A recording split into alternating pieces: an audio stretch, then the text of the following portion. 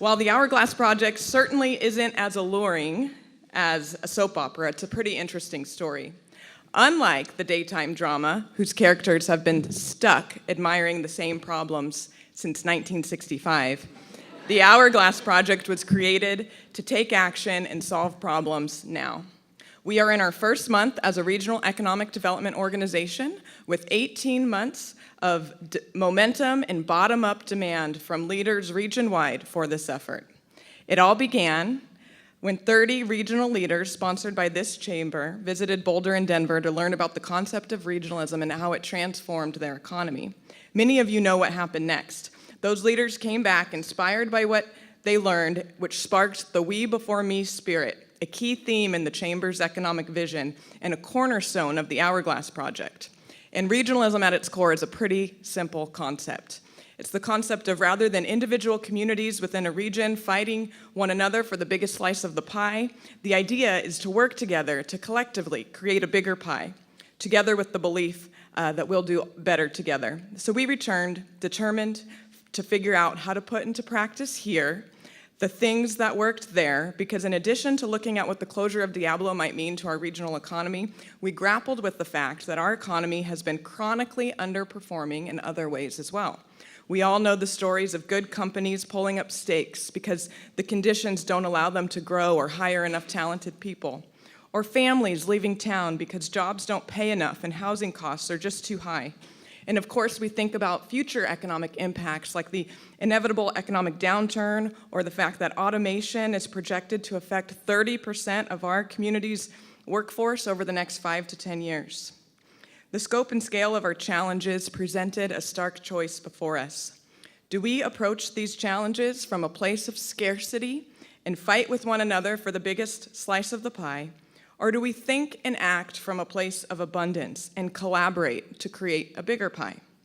After all, as a region, we're made up of 12 cities and 2 counties stretching from Vandenberg Air Force Base all the way to Camp Roberts, which is a footprint of nearly 500,000 people who share many common strengths and a unique mix of challenges as well.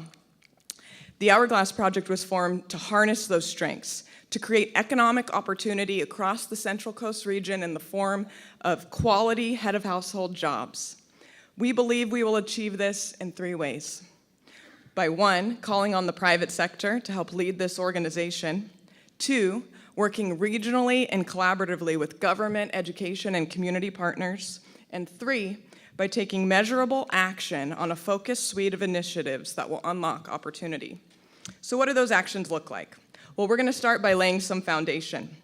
We are going to create a jobs in action playbook that's going to tell us the type, location, number of jobs we need region-wide, and we're going to collaborate to create those. We're going to build a comprehensive database for the region to inform our actions, showcase our assets, and measure our results.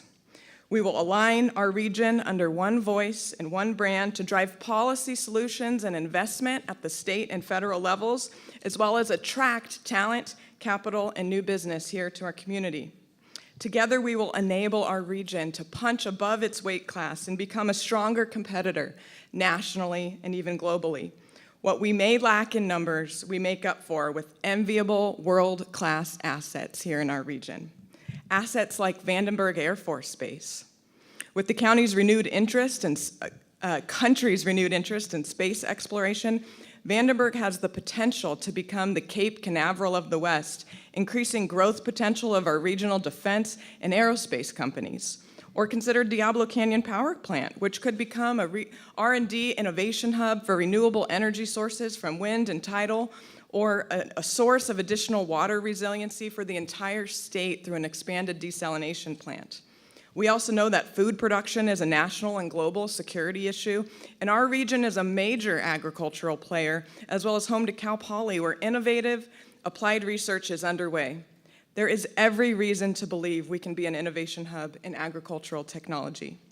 These and many more assets in this region offer the promise of more quality jobs.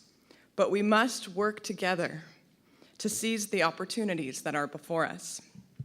And the stakes are high. As a mom of 2 girls that are aged 5 and 7, I look out into our community 20 years from now, and frankly, I struggle to see that my kids are going to have a place in this community. I see opportunities abounding to be able to retire or visit or go to school here, but when it comes to being able to live and work and raise a family, those opportunities are becoming increasingly harder to see. And I know that I'm not alone.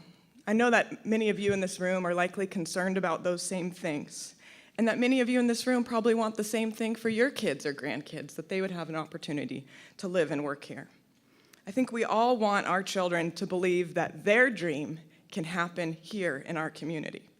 So the only question remains, what are we going to do about it? It will take all of us. So I'll close with just a simple invitation. I invite you to choose with me to believe that that is possible.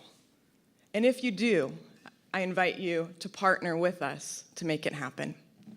Thank you.